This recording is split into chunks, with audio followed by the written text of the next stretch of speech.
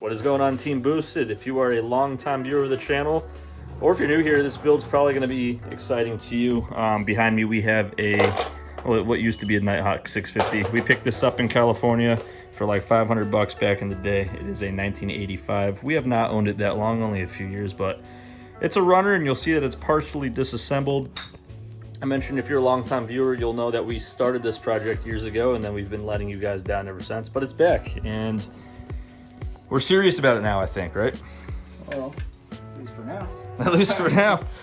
So I'm excited about it. Yeah, no, this is gonna be cool. So essentially, a Scrambler, it's pretty much a go anywhere, do anything kind of build.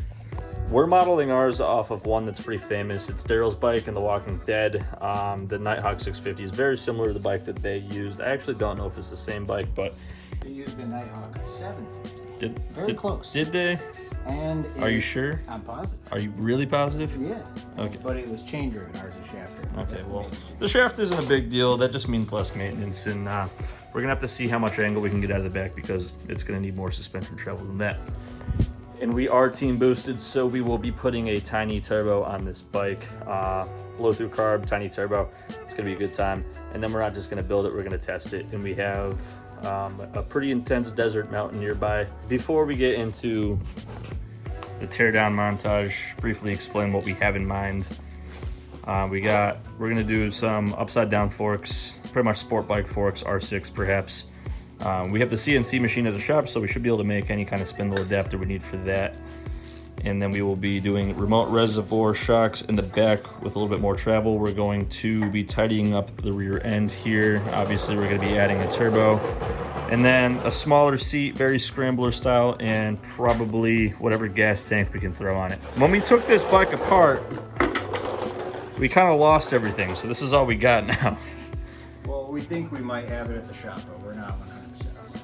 Yeah, so let's, we don't know anything about these bikes, really. I mean, we're gonna try to take it apart. We have watched no tutorials, but we have built several things in the past, you know, one of them being this Datsun, so this should be well within our wheelhouse. We're just gonna unbolt stuff till it kind of falls apart. Is that your oil filter? You know, this is a nice looking filter. Did we replace this and No. never drive it?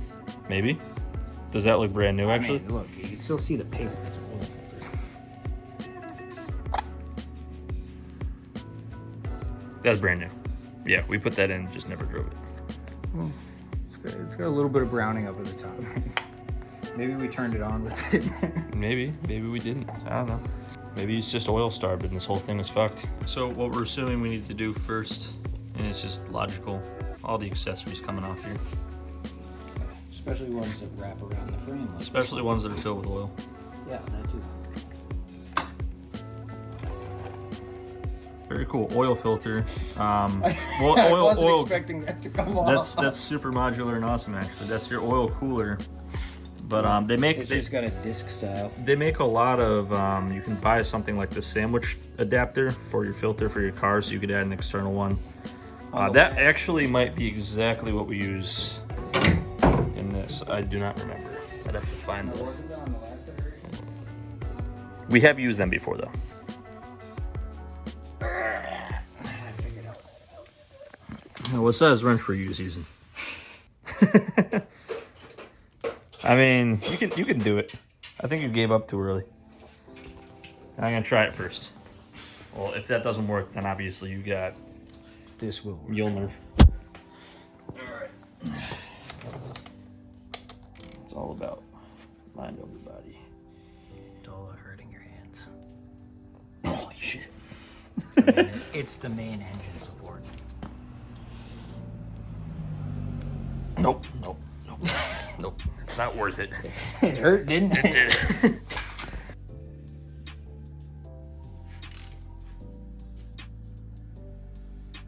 Holy shit.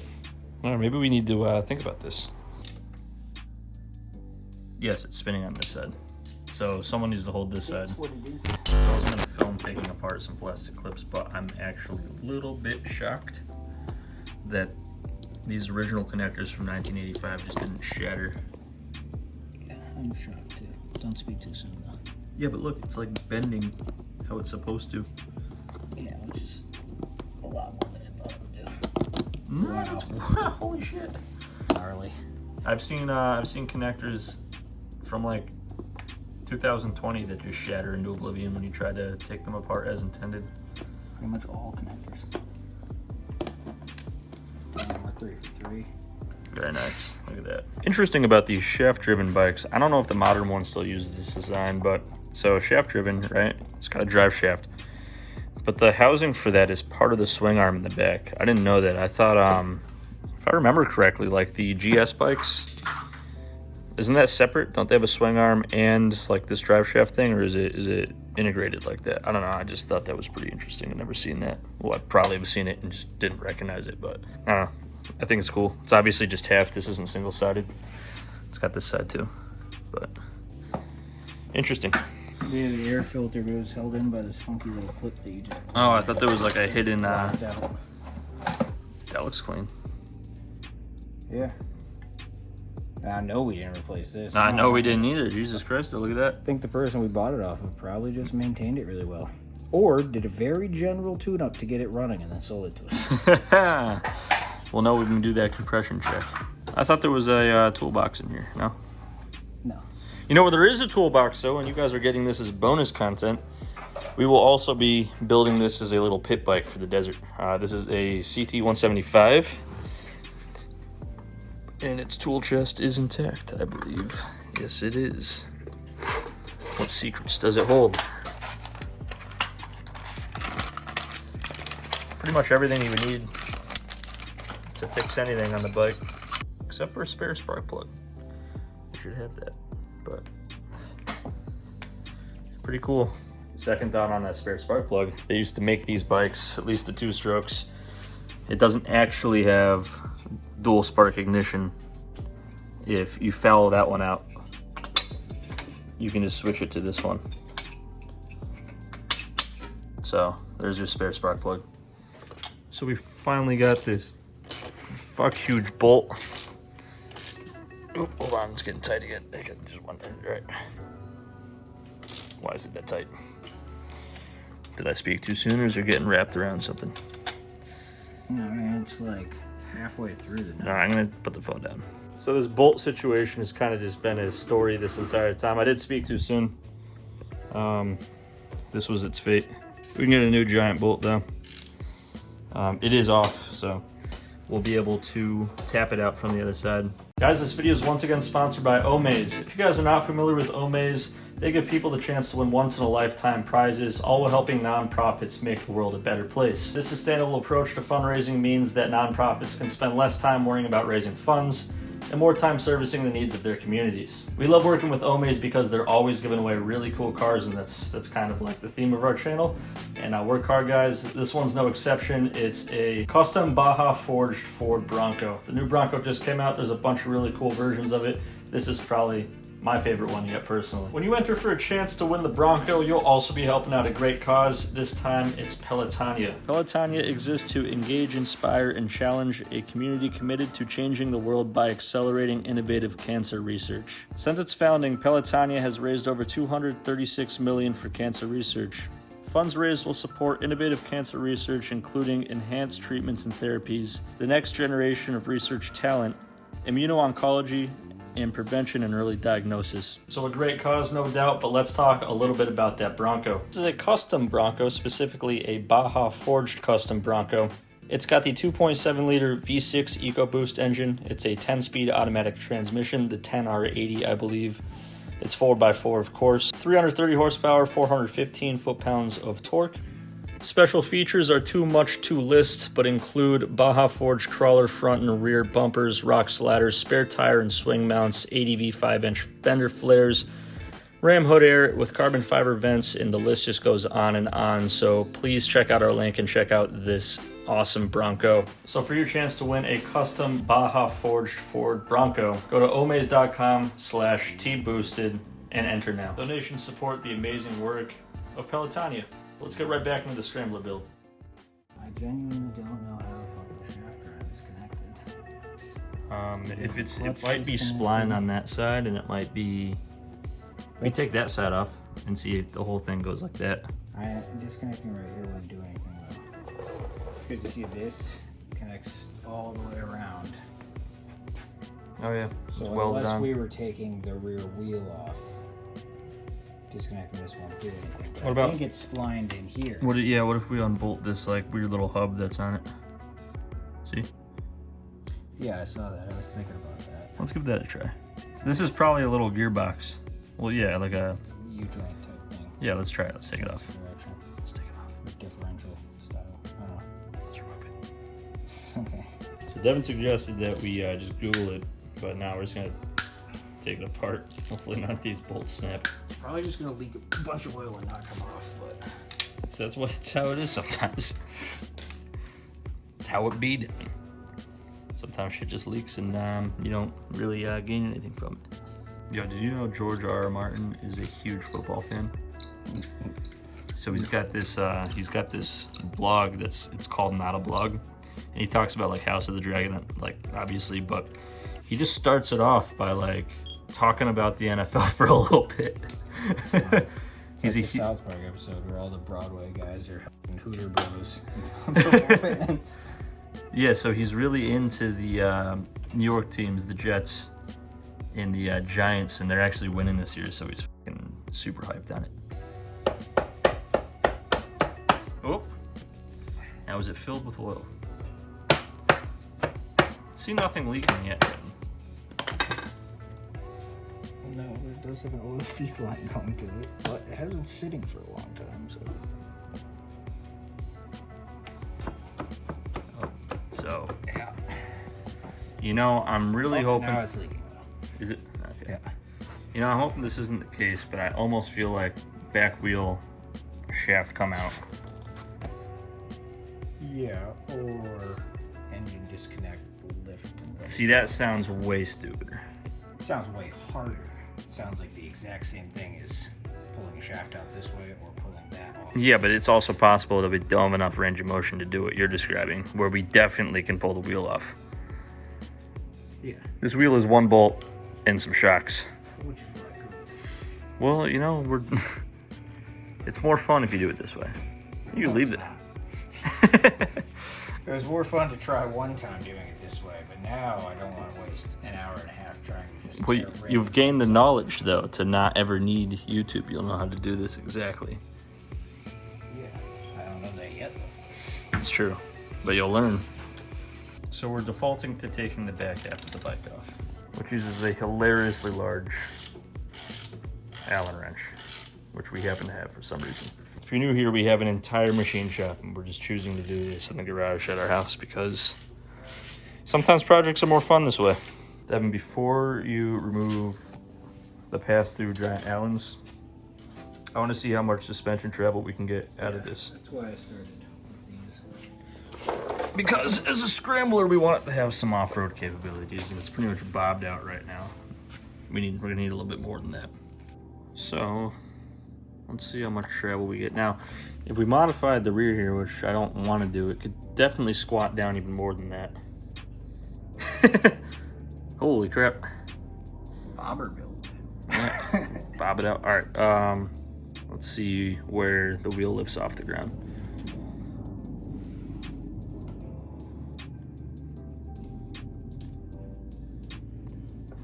Jesus. About right there. So if we brought it down like 2 inches, is it still not lifting off? All right, there it goes. Right there. Okay, so this thing could be a straight up dirt bike if we wanted it to be. So I'd say like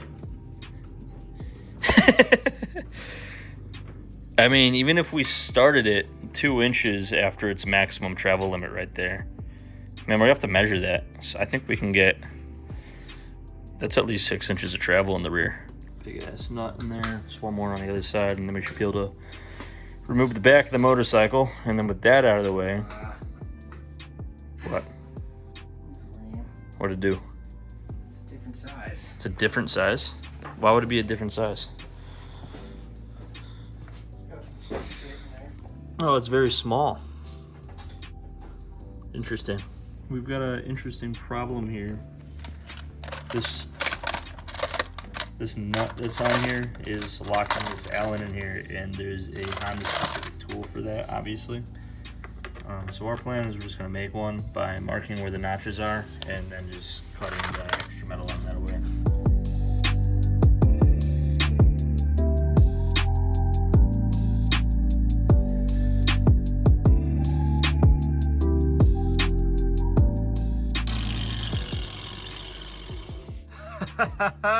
Pretty, but it's down this work. It ain't pretty, but it's done this work. Now, does it work though? It's not honest work unless it works. Like a glove, kind of. Now you're missing the bottom one there. We broke the bottom one off. We have 3 left. So here's the solution. Made a better one this morning. Went out, bought a size that's closer. And let's see if this is. That was much easier than before. Fuck that nut. Smooth this out.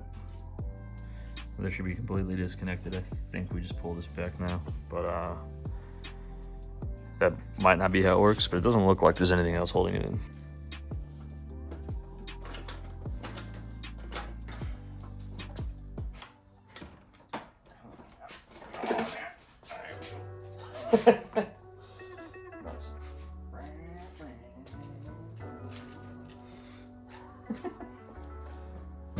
Okay. What did this net us? The ability to probably take these bolts off here and get the rest of this yoke out of the way. Actually, that looks like... Oh, yeah. Cool. Don't know if this is actually best practice here, but pretty much lay it on its side and unbolt the engine and lift the frame around the engine. Then we can stand the engine up, and then we can think about how lame this will probably be to reinstall. So without further ado, here we go.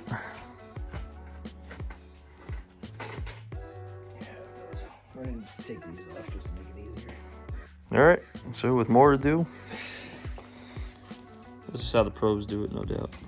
Oh God, you're so strong.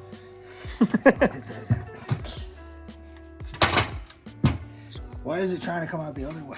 Yeah, it looks like it'll come out this way super easy if you just like stand it up. It's a concerning amount of sludge here, right? So believe it or not, we should have taken the carbs off. Got the carbs off, not the way that we wanted to do it, but the way that we had to, because the rubber is just so stiff now we can just pull them off the easy way. It's not great.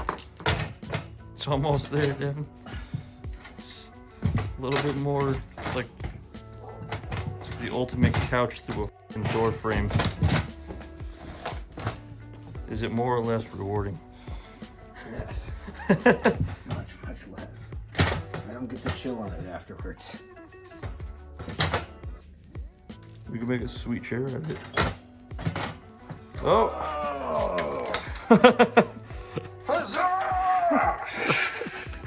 You gotta make like a sand person screech from what's it called? Yeah.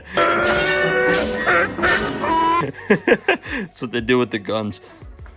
I don't know how to make that screech. That's actually where we're gonna leave this one. We wanted to get the engine out. We did. That was the goal. Now we run into a little bit of a what to do next here, because if we are going for the Walking Dead build, if you look at the photos, it is just kind of patinaed in this way. I mean, this frame is not. It's like I said, we bought this in California, so it's not rusty. There's really nothing wrong with it. We could repaint it black, but if you look at the amount of patina that's on the Walking Dead bike, it's very similar. So we don't know if we go like full restoration and then maybe do like a patina gas tank, or so leave that in the comments. What should we do? Should we repaint everything and make it look new, or leave it kind of old and, you know, yeah, I don't even know if we would need to repaint this black. Honestly, I think if we cleaned it up really well, it'd probably look pretty good. It's looking pretty good already. I guess all there's left to do is to pick a winner for the video giveaway. If you guys are not familiar with the channel, we give away stuff from boostedshades.com every single video. That's actually the best way to support us, even if you don't win, is if you check out boostedshades.com. I'll tell you how to win right after Devin picks this winner. This video's winner is Lewis. All right, Lewis, hit us up at teamboosted@boostedshades.com, which is our email, or through any of our social media platforms. we'll get back to you and ship you something. If you guys want to win, all you got to do is like, be subscribed to the channel, leave a comment. The comment could be anything. I believe I did just ask you, should we do a full like brand new restoration or kind of leave some patina on it? That's gonna do it for this one. You got anything else? No, as always, thanks for watching, guys. We'll see you next time.